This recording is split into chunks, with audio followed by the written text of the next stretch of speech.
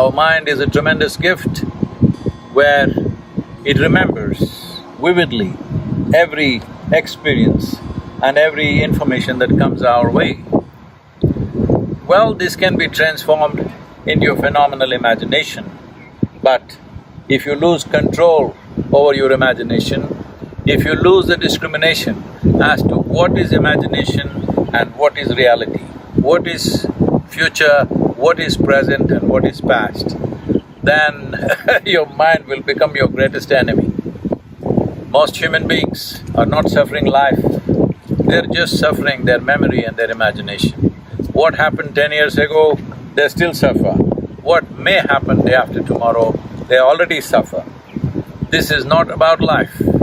This is about lack of control over two most fantastic faculties that human beings have, a vivid sense of memory and a fantastic sense of imagination. Do not worry about your future.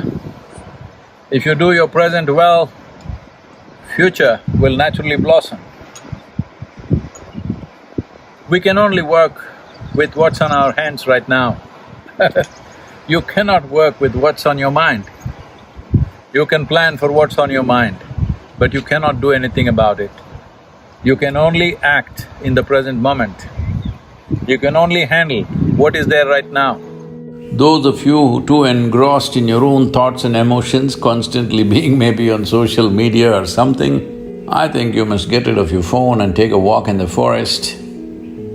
If it's not possible every day, at least 1 or 2 days in a month, you might get lost somewhere. Just be in nature all by yourself, walk, sit, observe. If you pay enough attention, you will see, you will be so enchantingly enamored by every little thing in the existence because the way a single ant is made is too much for you and your intelligence to grasp exactly how this is made. Those who have not peeled their eyes to the creation get too enamored with their own mental creations, which is their thought, the juicy part being emotion. When your thought and your emotion becomes more important than the Creator's creation, that means you have become a perceptual tragedy. You have not realized the nature of life at all.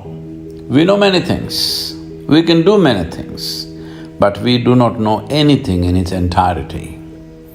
So this is the nature of the existence. If you pay attention to it, naturally your own thought and emotion will sink to the background. You can still enjoy them, but you know how insignificant it is. So it's very important that if you want to experience the multifarious dimensions of life, you have to be non-serious. You become serious only because you have taken your own existence too seriously, though we exist here for a minuscule amount of time in this cosmos. This is a vast cosmos. The very planetary system, the solar system in which we exist is a speck. In that, planet Earth is a micro speck. In that micro speck, the place you live or the city you live is a super micro speck. In that, you have become a big man or woman, and that's the reason why you're so serious about life. It's a brief amount of time that you have as life. In this, if you take yourself too seriously, you are one big joke. The secret of life is to see everything with a non-serious eye, but to be absolutely involved like a sport. So be a sport for life. If you want to be a sport for life, you have to be able to see that your existence is of consequence for the times in which we live, but not of eternal consequence unless you touch the eternal dimension of who you really are. It's such a brief life, only in doing what you truly care for will your life become worthwhile. If genuine involvement has to come in your life, for you to give yourself absolutely, you must be doing something that truly matters to you. It's important that you find that. When I say it's important to find that, you don't have to spend half your life looking for what is my passion. No, you just have to dig into this ability of you making everything yours. When everything is yours, this whole world is yours, this cosmos is yours. So when it is a part of you, if you involve yourself absolutely and constantly strive to create what matters to you, what you really care for, then your existence itself will be worthwhile.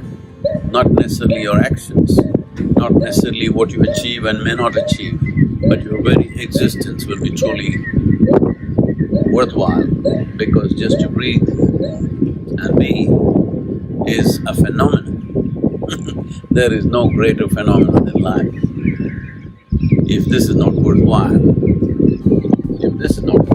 what is?